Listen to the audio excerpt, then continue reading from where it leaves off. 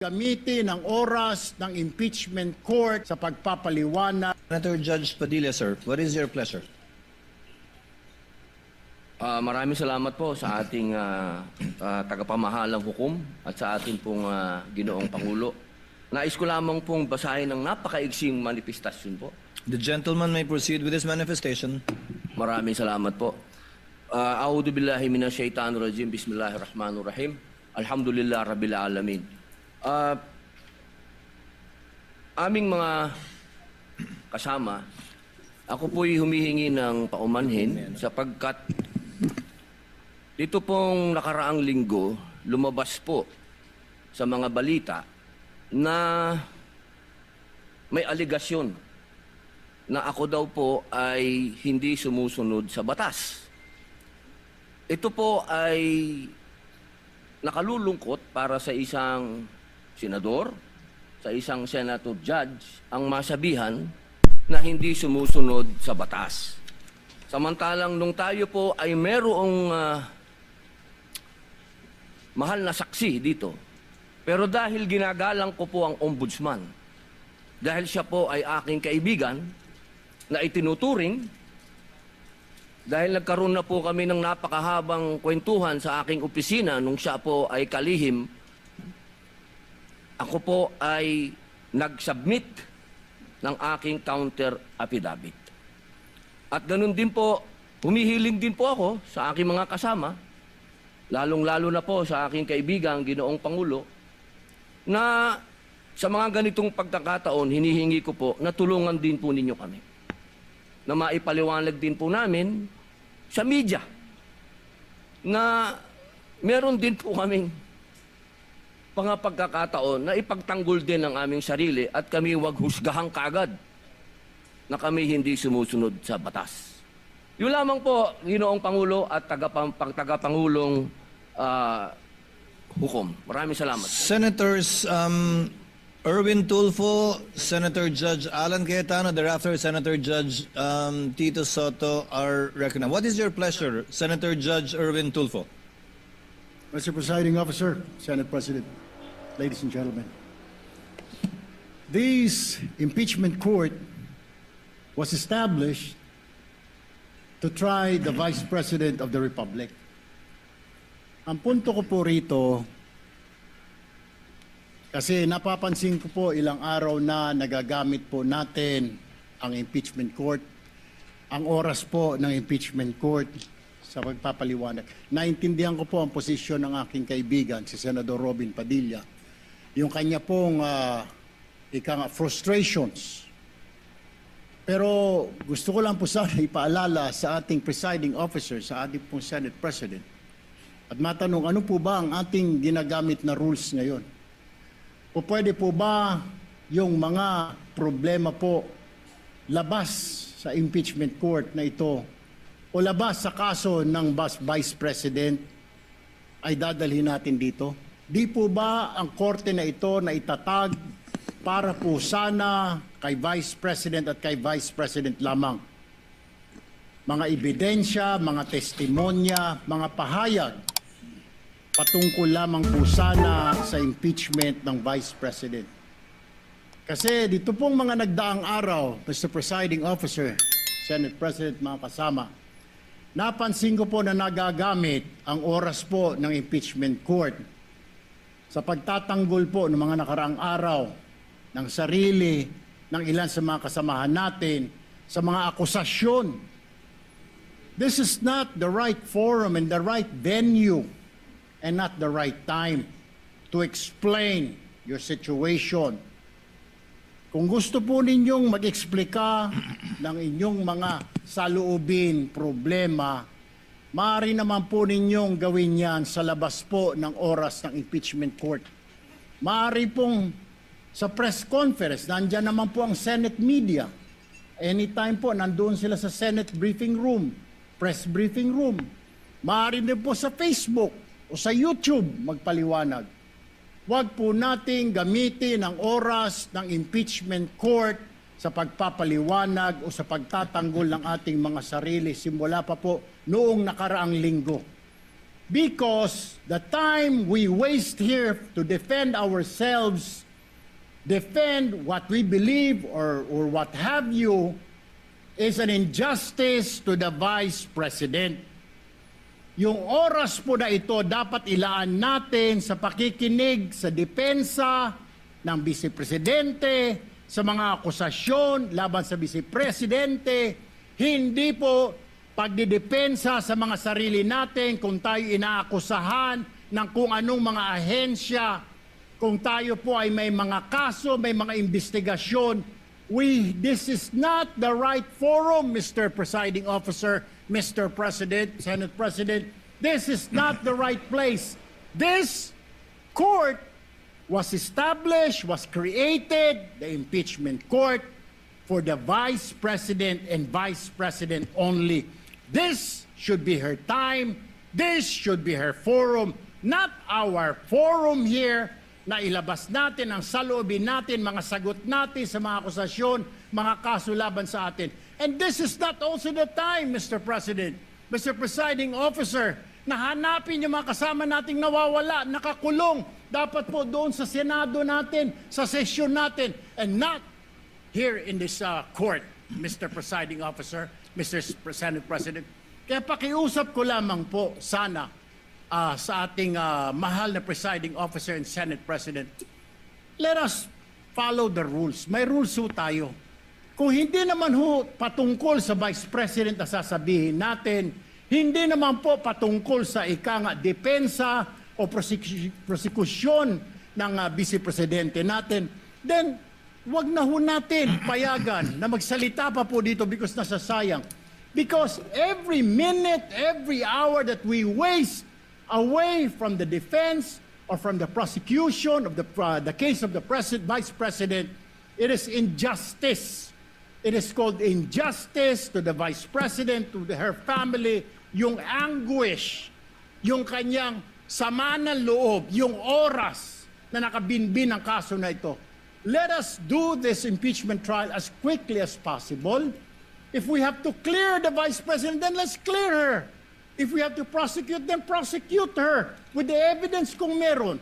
Not waste our time kung ano-anong sinasabi natin dito to protect ourselves, to defend ourselves. This is not the right forum, Mr. Presiding Officer. Kindly wind up, Mr. Senator Senate Judge President. Erwin Tulfo. This is not the right forum for us to defend ourselves. Bring it somewhere else. Bring it to the press. Bring it to the social media, but not here. Thank you, Mr. President.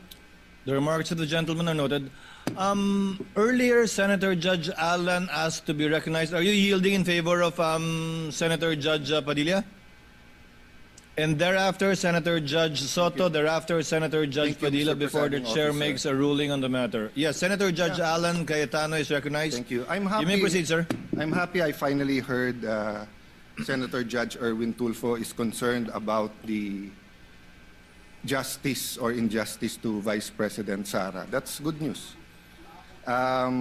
Regarding the waste of time here, sabi ni Senator Joker Arroyo, it is useless to argue a legal point with a non-lawyer. When Senator Marcoleta brought that up here, nagkaroon ng commotion.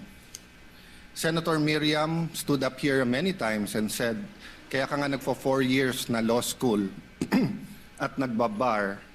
So let me give my own interpretation. The impeachment court is formed with lawyers and non-lawyers. And we interact, and it's for everyone, and we're equal.